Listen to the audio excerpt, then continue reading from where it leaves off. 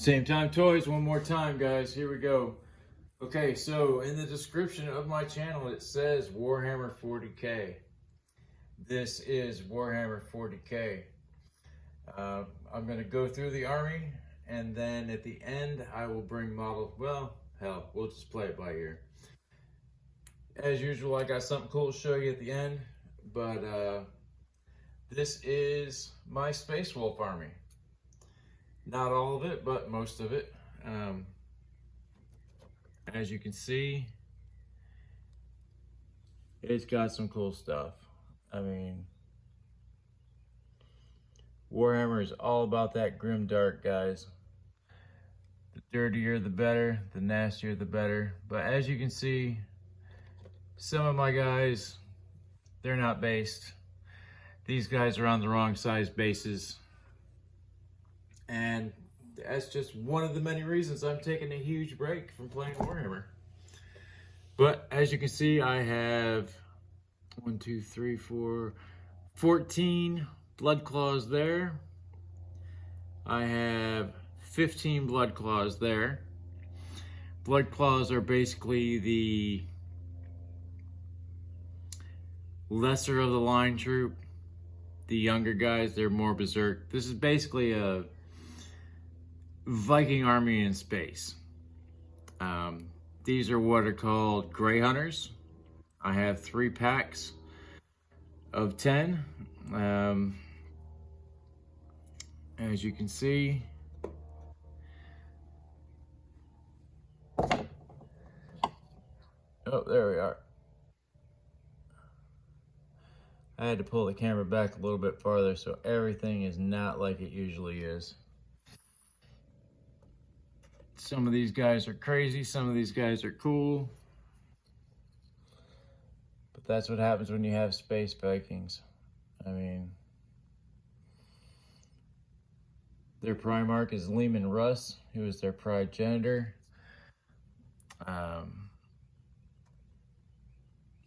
Basically their general and where they got their genes from. They call it the Canis Helix, which is their gene seed. I'm trying to explain this to a bunch of people that probably have no idea what Warhammer is. This is a melt-a-gun, one of the better assault weapons in the game. And this is a backpack. They're all in power armor, as you can see. And this backpack, these are exhaust vents, and the backpack actually powers the armor. Because basically you're looking at a 7 to 8 foot tall muscle-bound freak that wears power armor that makes him between 9 and 10 feet tall. I mean, these guys are just big.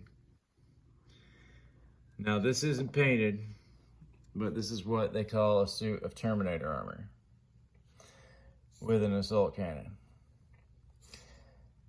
The Terminator armor probably puts them around 12 to 13 feet tall. And there's a thing called transhuman dread. It's basically when a normal human sees a space marine in action, they just freeze and piss themselves because nothing that big is supposed to move that fast, is basically what the deal is. All right, so this guy has a plasma gun. It's exactly what you think it is. You see that hole in the end? That's because the barrels have been drilled. If you don't drill your barrels, you're a dork. Don't bother playing. But as you can see, I mean, even the line troopers, it's just, they're amazing.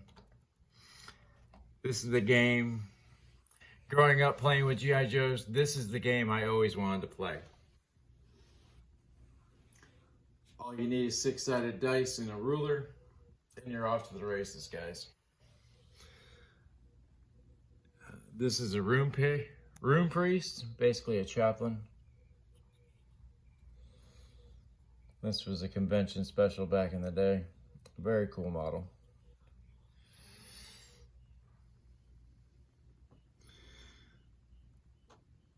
This is one of their librarians. The guys with psychic powers. You know, they shoot mind bullets and stuff like that. Very cool stuff. And like I said, they're space wolves, so what would a space wolf be without a wolf? This is the Thunderwolf cavalry. I'm sure you've seen the Joy Toy. Joy Toys do these models such justice.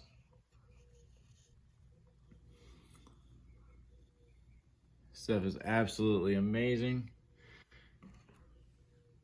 So I need probably another 6 of these, another 10 regular wolves. These are Fen Rian wolves is what they're called.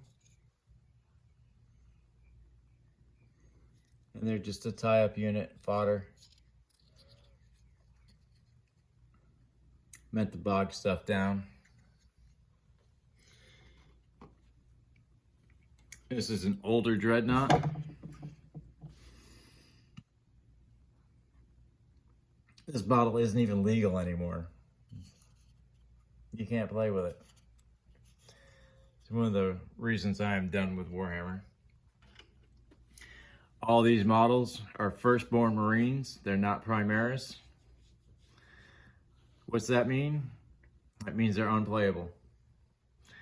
Absolutely ridiculous. I have my knight in the background. I'm actually just going to try to zoom in on him instead of bringing him up because he will fall apart. There. Now, as you can see, he has a gigantic power fist and an auto battle cannon? Some kind of battle cannon on his arm. I never really used the guy. Buddy of mine gave him to me. I was so happy to get it, and then I've just never really used him. I built him really quick, painted him up, and then just, it didn't happen. But as you can see, it is a decent little army. If you guys like this, I have several more that I can show.